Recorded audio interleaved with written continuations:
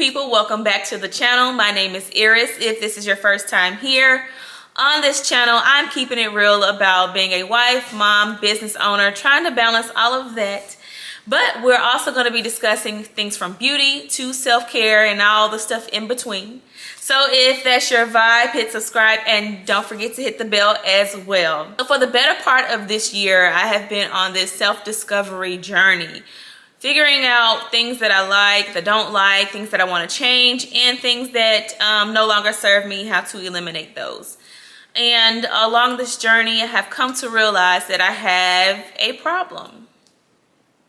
And that problem is people pleasing. I wanted to come and share my findings with you guys and share some of the things that I'm working on to be better at saying no and being comfortable and okay with that, being okay with standing out.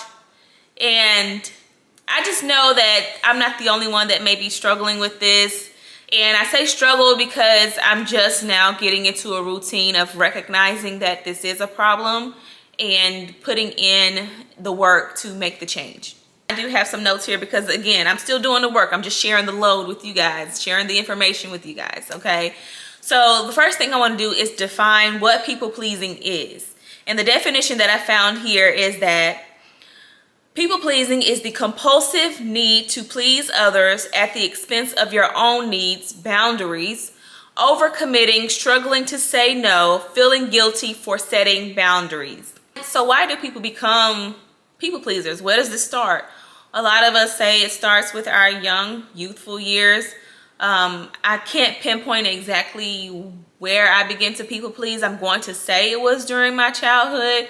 I'm an only child, so I just had me. I had no thoughts or opinions to give to anyone else. There was nothing I could say differently or in opposition to anyone else because it was just me, like those who have siblings are able to do, or those who are close with their relatives, cousins, and things like that are able to do. For me, because I'm the only child, I only had adults, and that was authoritative right over me. So if they tell me to do this or suggest you do that, then you're going to do this or that. There's not a lot of kickback or pushback as to why, or I would rather do this, or I would rather not do that, right? So I think that could be a reason why I choose to please people, because you don't want to make someone else upset. You don't want them to see you in a negative light. You want to make sure that everybody's happy, friendly, fun, you like me, you love me. Even those type of things can be the reason why we people please. We want to be accepted. So basically, I was going through life trying to control people's perception of who I was by accommodating their thoughts and ideas and beliefs in some cases. So if someone said, hey, I like to go to this restaurant, and I don't like that restaurant at all, but because they want to go, then I'm not going to say, I don't like that restaurant, I'd rather not go. I'm just gonna go. So that it could be something as small as that, to where you just don't voice your opinion. You just go along with the flow because you don't want to create that disturbance. You don't like to argue, and that is me. I do not like to argue. People who know me know that I'm really just kind of reserved, sit back. I ain't gonna say too much, but when I have something to say, I'm gonna say it. But I always found it uncomfortable for me to be in a situation in which there's confrontation. And it doesn't have to be anything that's like extremely rude or disrespectful, but a difference of opinion. It could be something as small as a difference of opinion, and I find a way to be like, you know, whatever, I'm just not gonna say anything just because, you know, whatever. Especially, a good example, especially now in this political climate that we're in, there are a lot of people out here who are just running their mouths and saying all kind of stuff about people on both sides of the party. And I'm just like, you pick your battles, which is a smart thing to do. But at the same time, I'm not going to allow you to spew your opinions about the person that I'm voting for and me not say anything in return. It's not okay. So I'm getting better. So let's get into some of the consequences of people pleasing. And this right here is where the light bulb went off, because all of the emotions and things that I was feeling, I realized were tied to me being a people pleaser. And so let's go over some of those things. So one of the first things that happens as a result of being a people pleaser is that you burn out. There's resentment. There comes a loss of your voice, your identity.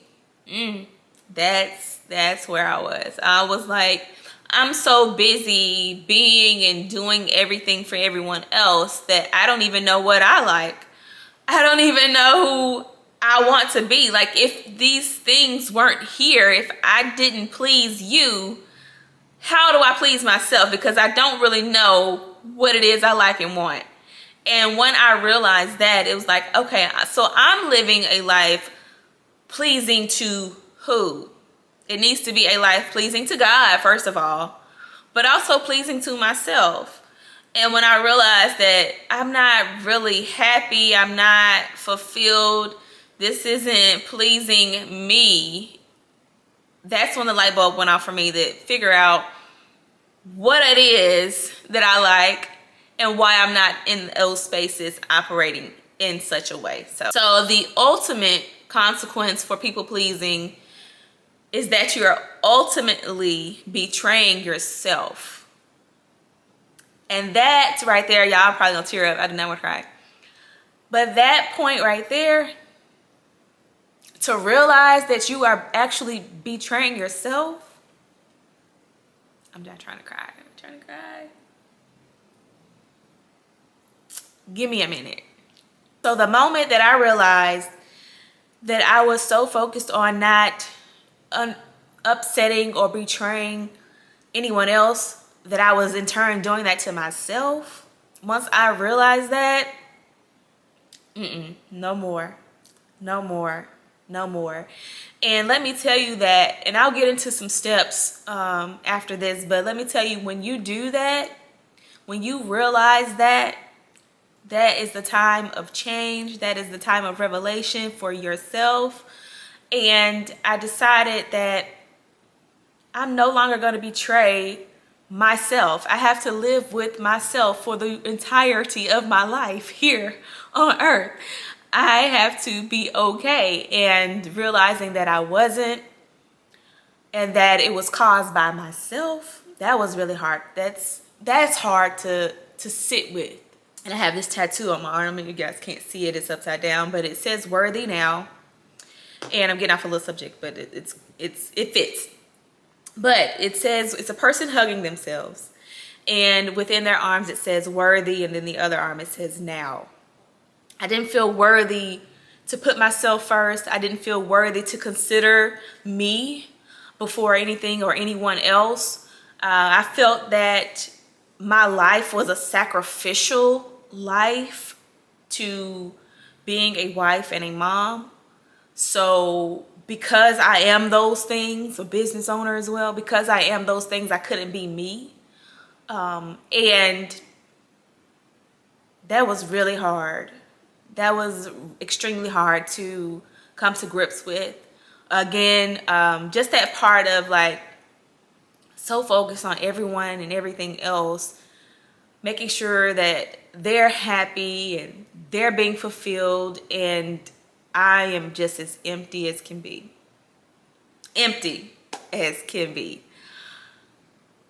So yeah, we got work to do, and I've been doing the work, and I'm just sharing it with you guys. If so far you can relate to anything that I've said at this point, then leave me a comment. I appreciate it. When I started this channel, I said I didn't want it to be like any other channel. I wanted it to be a channel of transparency, honesty, and I wanted to share, and I want you guys to share too. I think it's important. A lot of times I've spoken with people and we're like on the verge of screaming, just feel like we need to scream, and that's because we held a lot of stuff inside and we don't really let it out. And I want this to be the place where you can scream, you can let it out. So in the comment section, let me know. We can go at it together. All right, so let's go over these steps to overcome being a people pleaser. Now, keep in mind, this is stuff that you're going to have to continuously practice and do. I still have to practice and do this all the time, sometimes every day. Okay? But we've covered exactly what people pleasing is, how it can be hurtful to us as individuals by being a people pleaser. So let's get some steps in here on how to overcome that. I have about maybe 5 or 6 steps that I want to share with you guys. These are things, again, that I am practicing myself, actively practicing myself. So let's get into these. So step number 1 is to identify your people pleasing patterns. Believe it or not, there is a pattern to everything that you do. There is a pattern to your people pleasing. And this is going to start by recognizing when you say yes to things that you internally want to say no to. Okay? So it could be something, and when I say people pleasing, you guys, it could be something as small as, I don't want to eat at Taco Bell, I would rather have Wendy's. But because you said Taco Bell first, we'll go there and I'll find something on the menu that I like. It could be something as small as that. Really, it sounds crazy to think of it when you say it out loud, but it could be something as small as that happens, and that's usually going to happen with those we're in closest relationship with. Think about it. And it's for the sake of not ruffling the feathers, for saying, all right, it ain't that big of a deal, whatever. You're right, it's not that big of a deal, but the deal is I don't want that. Right? And it's okay to say no. So number 2 is to challenge your people-pleasing thoughts. And this is the one where you're like, everyone's gonna like me. Everyone needs to like me. I want to make sure everyone is okay. Everyone is smiling. And I get along with everyone. And that's not to say that you're, going to be mean or dismissive or rude to people. It just means that you have to be okay with everybody not liking you and not wanting to be in your presence. You're not gonna be invited to everybody's party. You are not. And I had to get comfortable with that because it used to bother me. I'm like, aren't I cool? Y'all okay. And then so I was like, okay, you know what, fine. You know what I mean? And that's just things that I'm learning, even through my children, like them being school age and making friends and falling out one week and then tomorrow they're friends again. It's just, things that is life, that is normal, that is what happens in relationships. And so I had to get comfortable with the idea of, regardless of how I show up in the room, I'm going to show up as me. And some people are going to rock with who I am naturally and some aren't, and that is okay. And for somebody to not like me doesn't mean that I am a bad person or I've done anything bad to them. It could be just we don't vibe, and that is okay. That is absolutely okay. So the third thing is to practice saying no and setting boundaries. I have been doing this, and y'all, I feel really good about it. No, it doesn't bother me. Brush it off for me, because no is my no, and no is a sentence. I've heard it before, but now I truly get it. So, example, you are at work. You working and they asking you, hey, I know it's Friday, but I want to see, can you do some overtime for us because we're really behind and backed up, and over the weekend we're going to get more work come in and Monday is going to be terrible. Well, Friday, I already had plans to go out to eat with my friends, and I'm going to go out to eat in like 2 hours after I get off. So versus me saying, yeah, I guess I will because you really need my help, I'm going to say, no, I'm unable to do that because I already have plans. And to be honest, you don't even have to say that you had plans. I'm learning that too. But you're starting out. So if you're starting out, you may have a little conviction. So you may want to give a reason as to why you're giving the no. But honestly, you don't have to. And I'm getting better at it. But that's the first step. So the response could be, no, I'm unable to do that. Or it could be, no, I'm unable to do that because I've already got plans and this is what I've set to do.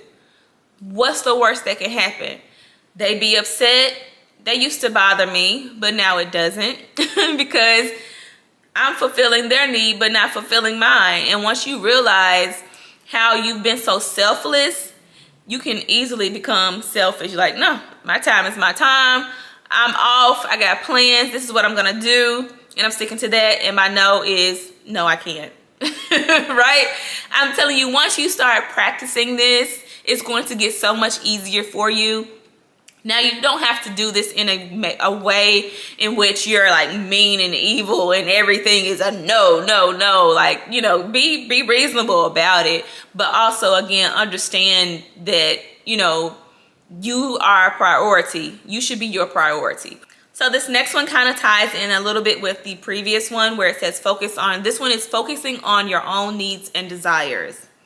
It's easy for us to focus on what everyone else needs, what everyone else desires, and try to fulfill that for them, but we're leaving ourselves empty. So one of the things that I heard someone mention before in a previous, I think, YouTube video somewhere or what have you, was in those moments where you feel like you kind of lost yourself, to think in that moment right there, what do I need?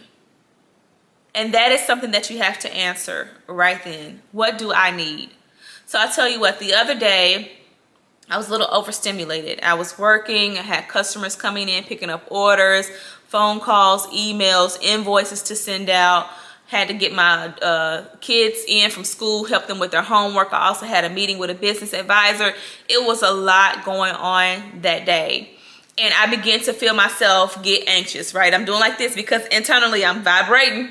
I'm vibrating internally. And I'm like, if one more person asks me something else, you know, you get that.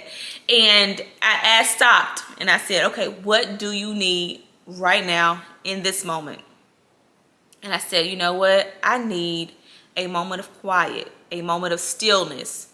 So I told my kids, hey, y'all get your tablets. We're done with the homework. Give mommy a few minutes. I'm going to be in this room. If it's an emergency, come and get me. If not, just chill out. I'll be out in a minute. And I went into the room and I just sat there in the still silentness of the space. And then I began to kind of work on some things that I needed to get done for school that I'm doing right now, for some schoolwork. And I sat there for about good 30 to 40 minutes, and I began to feel so much better. When I came out, I was ready to interact. We were ready to talk about dinner.